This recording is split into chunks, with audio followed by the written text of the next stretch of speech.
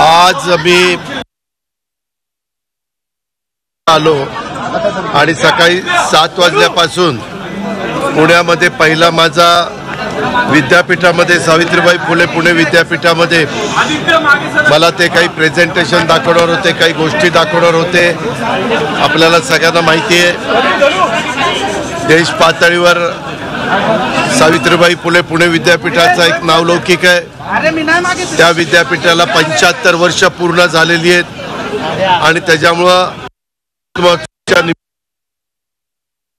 गोष्टी करायच्या असं तिथल्या सहकाऱ्यांच्या मनामध्ये ते समजून घेण्याच्या करता मी त्यांना आज तास दीड तास वेळ दिलेला होता आणि तिथं काही हॉस्टेल मुलांचं मुलींचं ऑलिम्पिक साईजचा पूल स्विमिंग पूल असे काही त्यांचे प्रश्न हे त्यांनी त्या ठिकाणी मांडले। मी त्यांना सांगितलं की राज्याचे मुख्यमंत्री देवेंद्रजी एकनाथराव मी चंद्रकांत दादा ते त्या खात्याचे मंत्री आहेत, त्याच्यामुळे आम्ही सगळे मिळून मी तुम्हाला याच्यातनं मार्ग काढून देतो अशा प्रकारचा सुतोवाच मी त्यांना केला। माझ्या काही मनातल्या कल्पना ज्या होत्या गोष्टी होत्या त्या मी त्यांना सांगितलं, त्यांच्या काढून पुढे जाण्याचं आम्ही सगळ्यांनी ठरवलेलं आहे। त्याच्यानंतर वसंतदादा शुगर इन्स्टिट्यूटची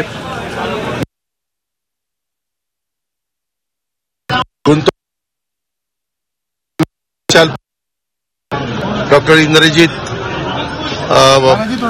भोसले इंद्रजीत मोहिते हे तिथं सदस्य आहेत। ती एक मीटिंग आमची महत्त्वाची होती आणि ती मीटिंग झाल्यानंतर आपल्या सगळ्या पत्रकार मित्रांना माहिती आहे की आपल्या पुण्यामधला शिरूर हवेली विधानसभा मतदारसंघातला गोडगंगा सहकारी यशवंत साखर कारखाना ठेवून या दोन्हीच्या बद्दल मी बाबासाहेब पाटील सहकार मंत्री त्याच्यानंतर संबंधित संचालक बोर्डातील चेअरमन आणि काही संचालक त्याचबरोबर दुसरेही संचालक आणि चेअरमन आणि संबंधित साखर आयुक्त सहकार आयुक्त MSC बँकेचे वरिष्ठ अधिकारी विद्याधर अनासकर त्या सगळ्यांना एकत्र घेऊन मी काही बाबतीमध्ये त्यांना सांगितलं की आता विलंब लावू नका, याच्यामध्ये काही समंजस भूमिका तिथल्या कर्मचाऱ्यांनी अधिकाऱ्यांनी पण घ्यावी, तिथल्या बाकीच्या पण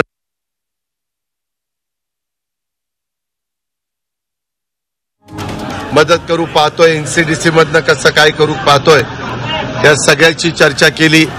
त्याच्याबद्दल एक 10 दिवसाची त्यांना मुदत, त्याच्याकडनं CAनी ते सगळं तपासावं, ऑडिटरने तपासावं, एक्झॅक्ट किती कर्ज आहे, त्याचा परतफेड करताना वन टाइम सेटलमेंटला किती आपल्याला रक्कम उभी करावी लागणार आहे, अशा प्रकारच्या पण तिथं चर्चा झाली। त्याच्यामुळे इथली 10ची मीटिंग मला 11:30ला करावी लागली आणि इतर पण काही सहकाऱ्यांचं म्हणजे आमदार चेअरमन लोकांचं बबनदादा शिंदे असतील, विशाल त्या ठिकाणी पाटील असतील, अशा काही मान्यवरांनी पण तिथं आलेले होते, त्यांनाही मी बोलवलेलं होतं आणि त्याच्यातनं आम्ही एकंदरीतच राजकारण न आणता त्याच्यातनं माऊली कटकेंच्या निवडणुकीच्या निमित्तानं मी काही त्या भागातल्या लोकांना शब्द दिलेला होता, त्या शब्दांची पूर्तता करणं शेवटी माझं कर्तव्य आहे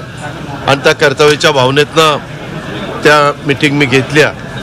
त्याच्यानंतर आम्ही इथं अधिकारी लोकांची मीटिंग घेतली। आपल्याला सगळ्यांना माहिती आहे पुणेकरांचा वाहतुकीचा प्रश्न फार जटिल बनलेला आहे आणि त्या जटिल प्रश्नाच्या संदर्भामध्ये आपल्याला मार्ग काढल्याशिवाय गत्यंतर नाही। काही ठिकाणी वन वे करावा लागतो, काही केला आहे, तर त्याच्याबद्दल मी विभागीय आयुक्त, कलेक्टर, PMC कमिशनर, CP अनेक लोकांची चर्चा केली आणि त्याबद्दल बसायचं ठरलेलं आहे, कारण काही लोकप्रतिनिधींना पण त्याच्यात मला विश्वासात घ्यायचं आहे ज्यांना शक्य असेल त्यांना ते कळून ती मीटिंग लावणार आहे आणि त्या प्रकारे जे केंद्र सरकारची अखत्यारीतले प्रश्न असतील ते मी गडकरी साहेबांच्याकडनं त्यांना भेटून सोडून राज्य सरकारचे असतील लोक राज्याचं प्रतिनिधित्व करत असल्यामुळं आम्ही लोक एकत्र बसून ते प्रश्न त्या ठिकाणी सोडवणार आहोत. त्याचबरोबर आहे आणि त्या प्रकारे जे केंद्र सरकारची अखत्यारीतले प्रश्न असतील ते मी गडकरी साहेबांच्याकडनं त्यांना भेटून सोडून घेणार आहे. राज्य सरकारचे असतील ते आम्ही लोक राज्याचं प्रतिनिधित्व करत असल्यामुळं आम्ही लोक एकत्र बसून ते प्रश्न त्या ठिकाणी सोडवणार आहोत. त्याचबरोबर PCMC कमिशनरनी पण माझा वेळ घेतलेला होता आणि पिंपरी चिंचवड महानगरपालिकेच्या भागात मालमत्ता कर कार्यप्रणालीमध्ये काही त्यांनी चांगल्या सुधारणा केलेल्या आहेत. त्याचं सादरीकरण मी करायला सांगितलेलं होतं आणि सिद्धी प्रकल्प, मालमत्ता कर सर्वेक्षण, मालमत्ता कर वाढ आणि वसुली करण्याच्या करता उपाययोजना, अलीकडे ड्रोन पद्धत वापरली जाते आणि त्याच्यात कुणाला फसवणूक करता येत नाही. तुम्हाला उदाहरण द्यायचं म्हटलं तर पत्रकार मित्रांनो, 21-22 मध्ये तिथला मालमत्ता कर 628 कोटी रुपये होता, तो 23-24 मध्ये 977 कोटी रुपयापर्यंत पोहोचला आणि बचत गटातील बिलांच्या वाटपाकरता देखील आपल्याला त्याच्यात मदत घ्यायची आहे. मालमत्ता कर सर्वेक्षण ड्रोनद्वारे करण्यात आलंय, त्यामध्ये 3,23,000 मालमत्ता नोंद नसलेल्या आणि कमी मोजमाप असलेल्या प्रॉपर्टी सापडलेल्या आहेत. त्यामुळं आता पुढच्या वेळेस 1,350 कोटी रुपये एवढी मागणी वाढणं अपेक्षित आहे. म्हणजे विचार करा, 21-22ला 628 आणि 24-25ला 1,325 कोटी, 1,350 कोटी अशा पद्धतीनं या नवीन टेक्नॉलॉजीचा वापर करून नागरिकांना पण कर भरणं सुसह्य व्हावं, ऑनलाईन व्हावं.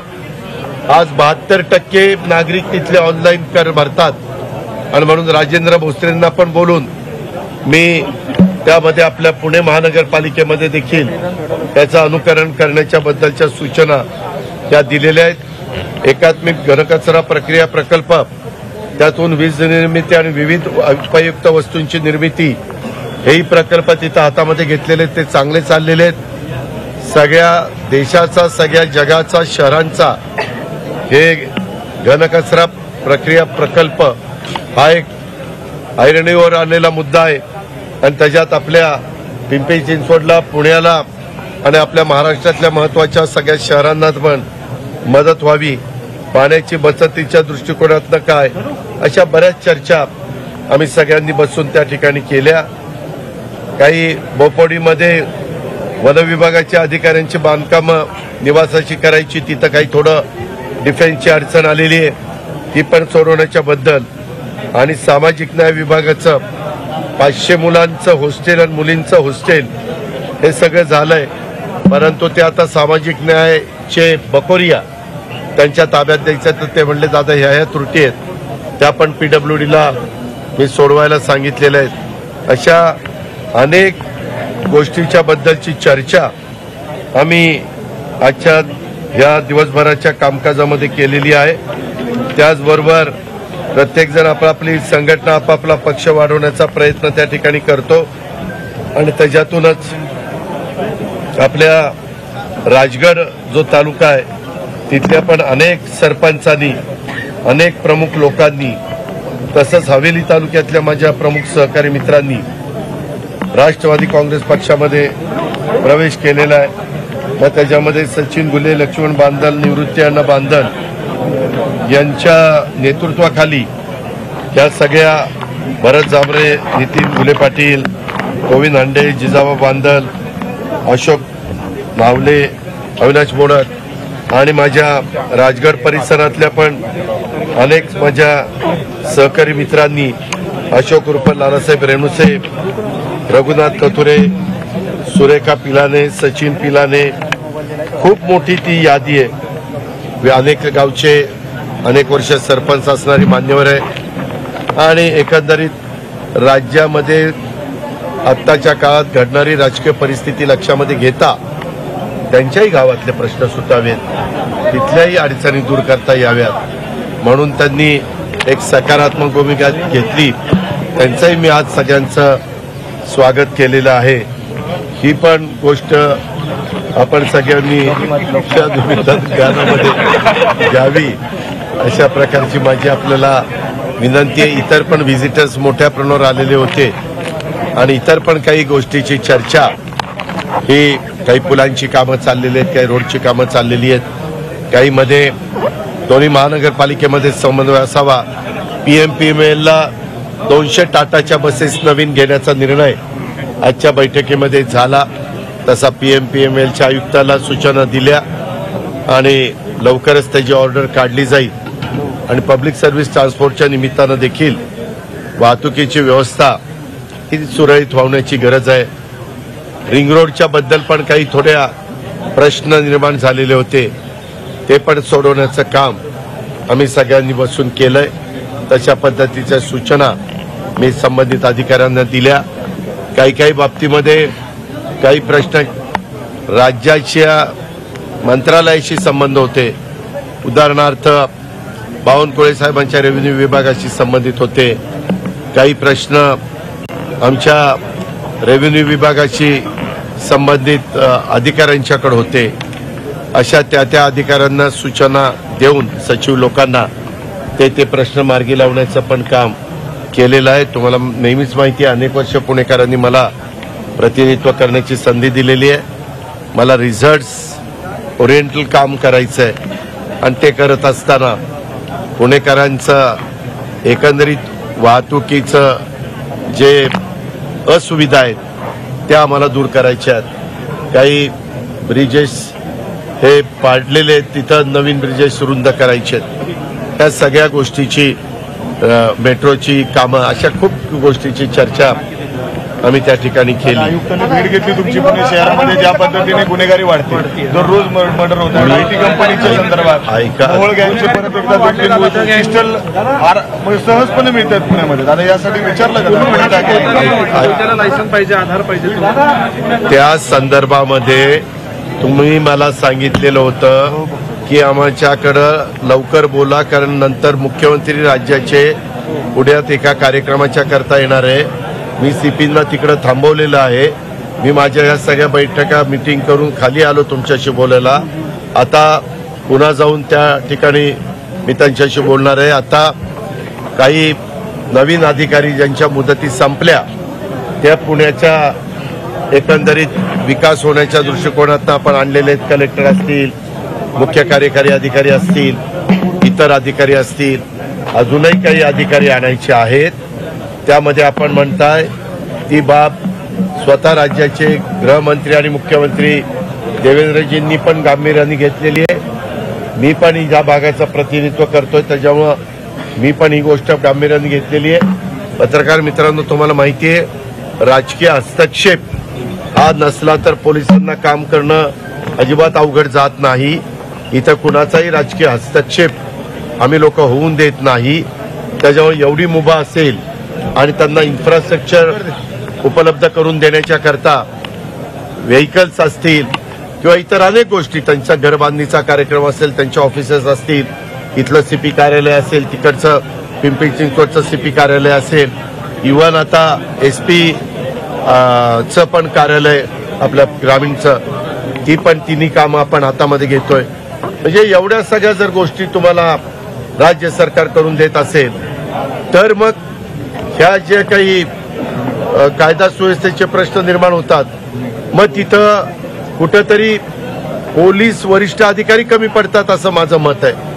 त्यामध्ये त्यांना जर जमत नसेल तर त्यांनी स्पष्ट सांगावं की हे आमच्या आवाक्याच्या बाहेर आहे, इतर दुसरे अधिकारी चांगले आणून या सगळ्याला चाप बसवण्याचं काम, गुन्हेगारीला आळा घालण्याचं काम, किंवा आपण जी काही उदाहरणं आपल्या IT मध्ये देखील काम करणाऱ्या मुली असतील किंवा इतर माझा भगिनी वर्ग असेल, या सगळ्याच्या संदर्भात, किंवा कोयता गँग, टोळ्या गँग, या सगळ्याच्या संदर्भात कारण सध्या त्याबद्दलची खूप मोठ्या प्रमाणावर चर्चा महाराष्ट्रामध्ये होतीये, हे आपण सगळेजण पाहताय.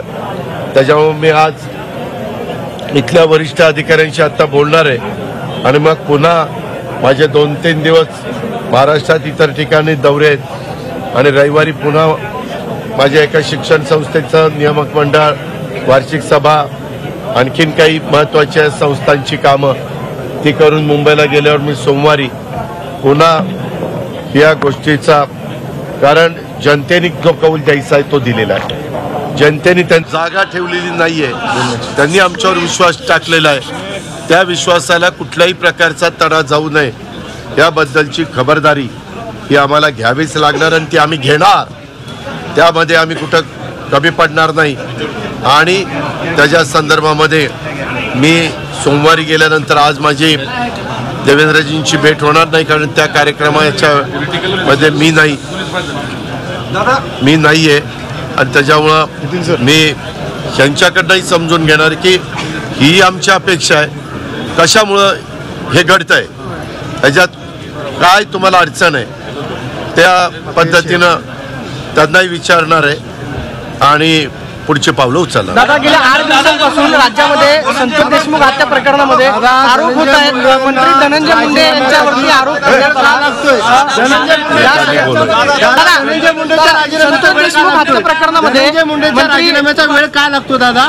धनंजय मुंडेला पाठीशी कोण घालतं? कुठल्याही चौकशीमध्ये उद्याच्याला तुमच्यावर आरोप झाला की तुम्ही अमुक अमुक केसमध्ये दोषी आहे, तर आज SITची चौकशी चालू आहे, आज CIDची चौकशी चालू आहे, आज न्यायालयाच्या तिथं चौकशी चालू आहे. आता ह्या 3 वेगवेगळ्या एजन्सीज तिथं चौकशी करतायत.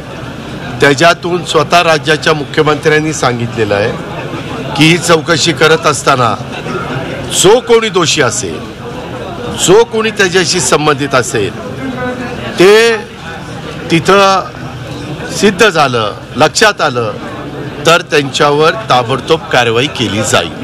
एक मिनिट त्या संदर्भामध्ये मी देखील देवेंद्रजींना भेटून सांगितलेलं आहे की या संदर्भामध्ये पक्ष वगैरे न बघता जर कोणी वरिष्ठ लेवलला काम करणाऱ्या व्यक्ती त्याच्यामध्ये दोषी असतील तर कुणाची गय करण्याचं कारण नाही. मुख्यमंत्री म्हणले मी त्याही मताचा आहे. त्यामुळं चौकशी चाललेली आहे. काही जण आरोपी मिळायला थोडासा विलंब लागला. प्रत्येकाची चौकशी करून फोनचे कुणाकुणाला फोन झाले, किती काळ करता झाले, काय फोनवर संभाषण झालं, ते आता सगळं समजतं. या सगळ्याचा अतिशय बारकाईनं, कारण अशा प्रकारच्या घटना या महाराष्ट्रामध्ये आम्ही लोक अजिबात खपवून त्या ठिकाणी घेणार नाही. ही निगूढपणे झालेली हत्या आहे. त्याच पद्धतीनं तितक्याच गांभीर्याने यामध्ये सरकारने लक्ष दिलेलं आहे.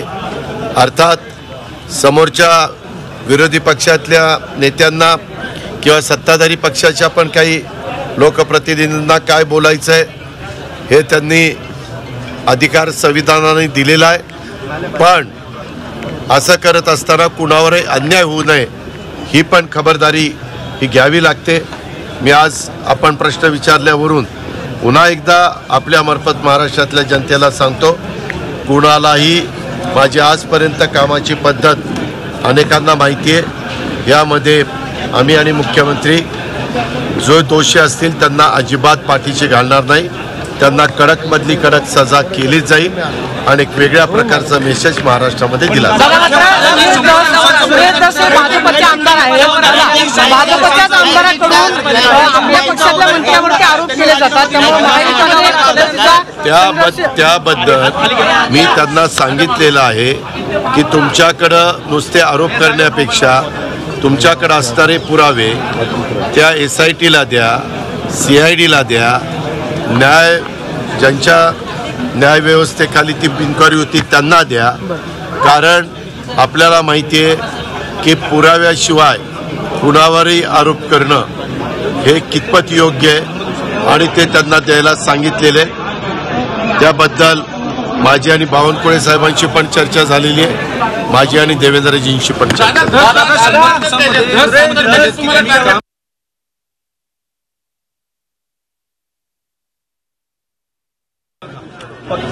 त्या संदर्भामध्ये 3 वेगवेगळ्या इन्क्वायऱ्या आहेत. तिन्ही एजन्सीज बारकाईनं त्याच्याबद्दलचा स्टडी करतायत, कारण उद्याच्याला ते रिपोर्ट देत असताना त्याच्यामध्ये काही तफावत दिसली तर त्या प्रत्येकाच्या विश्वासार्हतेवर प्रश्न निर्माण होणार आहे. त्याच्यामुळं फार बारीकपणे ह्याचा तपास चाललेला आहे. आपण काळजी करू नका, तुम्हाला जेवढी काळजी आहे तेवढीच काळजी आम्हाला पण आहे. आम्ही पण असं शिवशाहू फुले आंबेडकरांच्या महाराष्ट्रामध्ये असल्या घटना खपून घेणार नाही. आणि आज आमच्या सरकारमध्ये आम्ही असल्यामुळं आमची जबाबदारी याच्यात जास्त आहे. आम्ही याच्यात राजकारण पण आणू.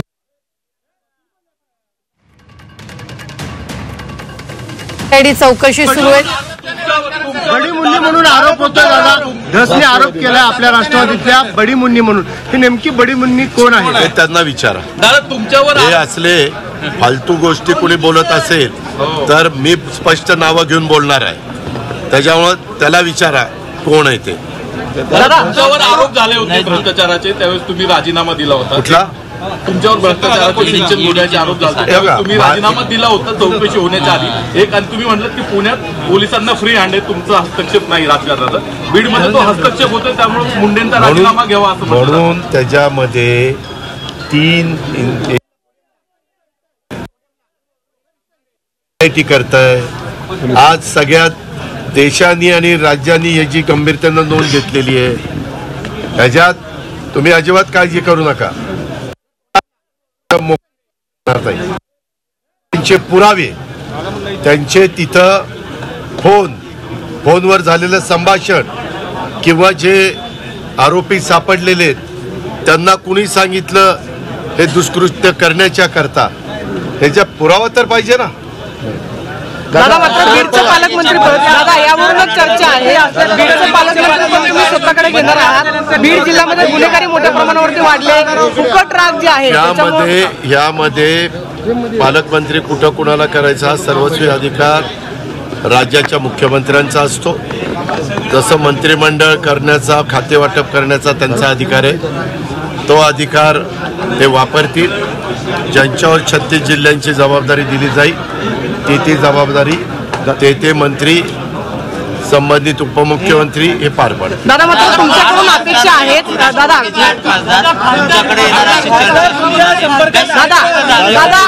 दादा विरोधी पक्ष जे आहेत दादा, तुम्ही असं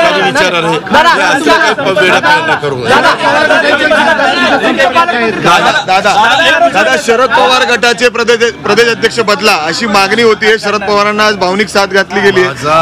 मराठा व्यतिरिक्त कुणाला तरी द्यावा, म्हणजे जयंत पाटील हे योग्य नाहीत का? माझा त्याच्याशी संबंध नाही. माझा पक्ष वेगळा आहे, त्यांचा पक्ष वेगळा आहे, त्यांचं चिन्ह वेगळं आहे, माझं चिन्ह वेगळं आहे.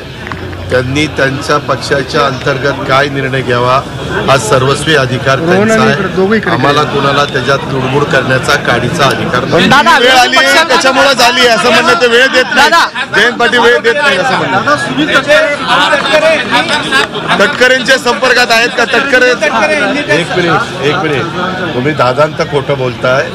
यामध्ये स्वतः तिथल्या 3 ते 4 खासदारांचं, मी, निलेश लंके, मला वाटतं अमर काळे आणि अजून एक कोणतरी, त्यांनी स्वतः बाईट दिलेलं आहे मीडियाला की आमच्याशी सुनील तटकरे किंवा कुणी संपर्क साधलेला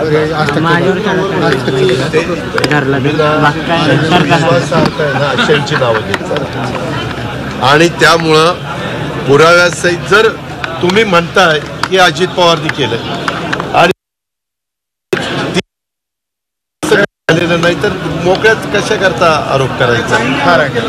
त्या जे स्वतः खासदार सांगतायत ना, आज 20-22 लाख लोकांचं ते प्रतिनिधित्व करतात. दादा विरोधी पक्षाला तुमच्याकडून अपेक्षा आहेत, विशेषतः बीड जिल्ह्याचा उल्लेख जो आहे बिहारचा केला जातो, बीडचा हमास झालाय. दादा बीड जिल्ह्यातली गुन्हेगारी कशी रोखली जाईल असं माझ्या अमित शहा साहेबांच्याकडं काही महत्त्वाच्या प्रश्नांच्या करता त्यांच्याकडं सहकार विभाग आहे, त्यांच्याकडं पोलीस खातं देखील आहे आणि त्यामुळं काही गोष्टी उदाहरणार्थ साखरेची MSP वाढवणं, ज्यूस टू इथेनॉलमध्ये इथेनॉलचा दर वाढवणं, BAVTA इथेनॉलमध्ये त्याचा दर वाढवणं, एक्सपोर्ट साखर करण्याच्या करता परवानगी काही लाख टन मेट्रिक टन साखर एक्सपोर्ट करायला परवानगी देणं, अशा काही महत्त्वाच्या गोष्टी राज्यातल्या जनतेच्या दृष्टीनं, ऊस उत्पादकांच्या दृष्टीनं, शेतकऱ्यांच्या दृष्टीनं काही पिकांच्या बाबतीमध्ये होत्या, म्हणून मी भेटायला गेलेलो होतो आणि त्या संदर्भामध्ये मी त्यांच्याशी चर्चा केली. पुण्यामध्ये रोज कोयता गँग तेच जाऊन सांगतोय ना, त्यांना काही मुदत देतो ना की ह्या इतक्या दिवसामध्ये हे बंद नाही झालं तर आम्हाला कठोर निर्णय घेऊन नवीन व्यक्तीला इथं आणावं लागेल असं सांगतो ना. दादा आम्हाला काही कुणाचा मुलायचा दादा तुम्ही मुख्यमंत्र्यांना सांगणार आहात का सुरेश दसांच्या बाबतीमध्ये जे आरोप केले जातात विनाकारण, तुम्ही असं म्हणताय मुख्यमंत्र्यांनी सुरेश दसांना आवरावं असं तुम्ही सांगणार आहात? त्याबद्दल मला जे काही मुख्यमंत्री महोदयांना आणि बावनकुळे साहेबांना बोलायचं होतं ते मी बोललेलो. रिंग रोडचं भूमिपूजन होणार आहे. रिंग रोडच्या संदर्भामध्ये थोडासा एरिया राहिलेला आहे, त्याच्यामध्ये काहीतरी काही इमारत तिथं जाते. आता ते शिष्टमंडळ मला भेटलं, तो प्रश्न कसा निकाली काढायचा हे आम्ही ठरवतोय आणि त्याच्यातून मार्ग काढू आणि ते झालं की काम सुरू होईल. टेंडर मला वाटतं 8 का 10 त्याचे हे केलेले आहेत, भाग केलेले आहेत रिंग रोडचे. 170 किलोमीटर रोड जवळपास आहे आणि त्या पद्धतीनं ती कामं सुरू आहेत.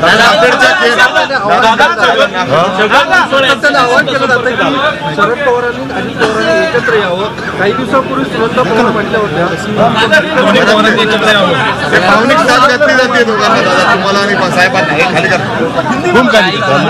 त्याला काही उत्तर देण्याचं कारण नाही, ते आमचं आम्ही ठरवू. पण दादा काय असं चान्सेस आहे? झालं अतिक्रमणाच्या 2 वर्ष पाणी होते, त्याचं तुम्हाला काही तुमचा काही विरोध आहे का? अशा बातम्या आल्यात पेपरमध्ये पाटबंधारे खात्याचं ते अतिक्रमण विखे पाटलांनी ऑर्डर काढली. म्हणजे कसं आहे, मी रिसोर्सेस वाढवण्याकरता रोज बसतोय. मी आता ड्रोननी इथली पण पाहणी करा सांगतोय, उद्याच्याला पीक पाहणी पण ड्रोननी करा म्हणून सांगतोय. खरोखरीच माझ्या ज्या कष्टकऱ्याचं शेतकऱ्याचं नुकसान होईल ते ॲक्युरेट त्याच्यामध्ये येईल. आम्ही त्याच्यात पारदर्शकता आणतो. तुला आज सकाळपासून कोणी भेटलं नाही. केंद्रावरून शेतकऱ्यांना जे बियाणे दिले जातात सोयाबीनचे, नाफेडच्या केंद्रावरून बरेच शेतकरी परत जातात कारण तिथं बारदाना ऐका 15 दिवस हा प्रश्न परवाच्या कॅबिनेटला निर्माण झालेला होता. जयकुमार रावळ पणन मंत्री म्हणून त्यांना सूचना दिल्या. आज ते पुण्यामध्ये आलेले आहेत. ताबडतोब बारदाना जिथं कमी पडतोय तिथं घ्या आणि ताबडतोब तिथली समस्या दूर करा, अशा सूचना कॅबिनेटने रावळ साहेबांना दिल्या. दादा पुण्याच्या पालकमंत्री पदाची जबाबदारी पुन्हा तुमच्याकडे येणार अशा पद्धतीची चर्चा आहे. दादा नाराजगी दूर केली आहे का? त्यांच्याशी काही चर्चा केली आहे का? आमचा तो पक्षांतर्गतला प्रश्न आहे. आम्ही त्याच्यातनं मार्ग काढायचा मनापासूनचा प्रयत्न करतो. दादा पुण्याचे पालकमंत्री दादा पुण्याचे लाडके बहिणीचे कुठल्या शिक्षकांची प्राथमिक शिक्षक माध्यमिक ओपी गुप्ताला फोन लाव, विचारतो ना. कधी कधी काय होतं, यांनी तसा प्रश्न विचारला काही त्याच्यात तथ्य नाही, अवघीच काहीतरी उठवायचं. उलट या सगळ्या काम करणाऱ्या वर्गाचे पगार हे वेळेमध्ये झाले पाहिजे, त्याच्यात विलंब असायचं काही कारण नाही. तरी देखील मी आता विचारतो आणि झाले नसले तर का झाले नाही आणि कसे ताबडतोब होतील आणि झाले असले तर प्रश्न. हॅलो, हा आपल्या इथं शिक्षकांचे पगार झाले नाही या महिन्यातले.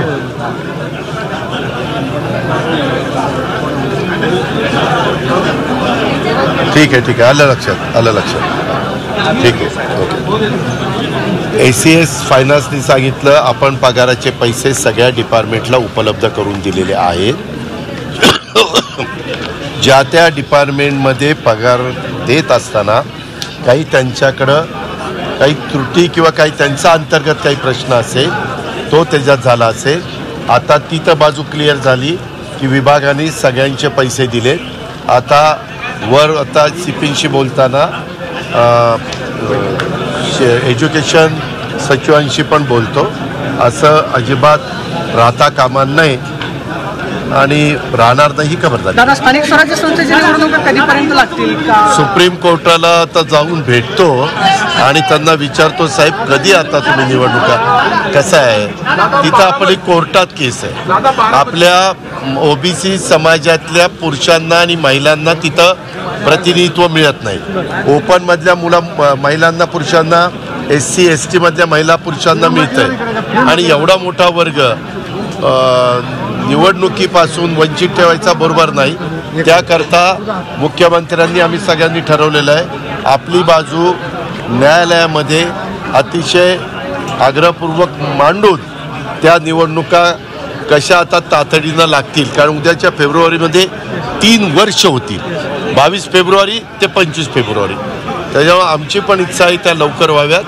नवीन कार्यकर्त्यांना ज्यांचे चांगला अनुभव आहेत त्यांना संधी मिळाली.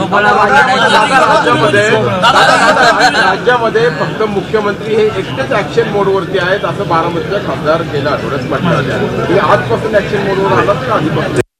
ते प्रमुख आहेत ते ऍक्शन मोडवर राहणारच आहे. त्याच्यात ते चांगली गोष्ट आहे ना. ते तुम्ही बघा की कोण काय आहे, कोण काम करतं, कोण निर्णय घेतं, कोण प्रशासनावर पकड करतं, प्रशासनाला सांगितल्यावर नंतर कुणाचं ऐकलं जातं. काहींना आता काही मुद्दे नाहीत काहीतरी मला त्याबद्दल नो कॉमेंट. त्याच्यामध्ये आता CM साहेब मी आणि एकनाथराव ठरवू आणि तारीख ठरवून ते भूमिपूजन घेऊ. आपण काळजी करू. Wine shop, beer bar, permit room आणि देशी खरेदी दुकानं यांची संख्या देण्यासाठी काही धोरण येणार आहे. या संदर्भामध्ये मी एक कमिटी केलेली. वत्सा नायर त्या कमिटीचे अध्यक्ष आहेत. OP गुप्ता, त्याच्यानंतर मिलिंद म्हैसकर, त्याच्यानंतर सूर्यवंशी आणि Ashish Sharma. GST commissioner, excise commissioner, excise secretary, finance secretary आणि पूर्वी माझ्याबरोबर वत्सा नायरांनी एक्साईजमध्ये काम केलेलं होतं म्हणून त्यांची कमिटी केलेली आहे. त्यांना मला वाटतं 1.5 महिन्यात का महिन्यात अहवाल द्यायला सांगितलेला आहे. आम्हाला काही कुठं चुकीच्या गोष्टी करायच्या नाहीत, चुकीचे निर्णय घ्यायचे नाहीत, परंतु त्याच्यामध्ये पारदर्शकता आणायची. आज किती तारीख आहे? 9 जानेवारी 2025. हे बघा ऑर्डर. हे असं माझं काम असतं. कुठे गेलं?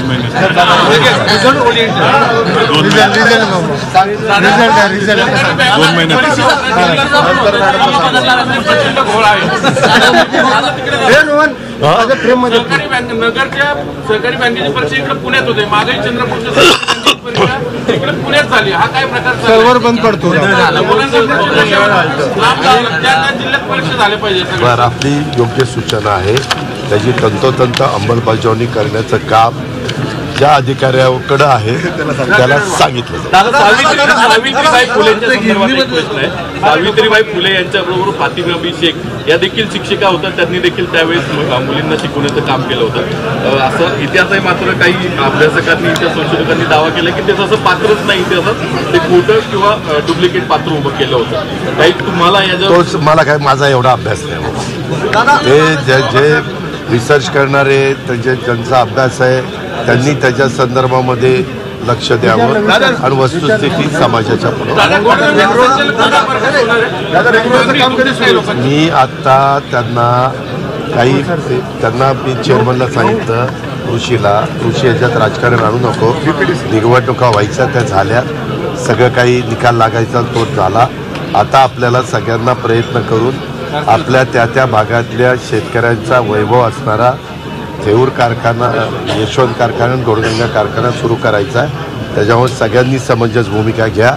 मी पण राजकारण न आणता त्याच्यामध्ये एक शेतकऱ्यांचा प्रतिनिधी म्हणून शेतकऱ्यांचं हित सांभाळण्याचा, कामगारांचं हित सांभाळण्याचाच प्रयत्न करा. दादा दिल्लीमध्ये किती जागा लढवल्या जाणार आहेत आपल्या पक्षाकडे?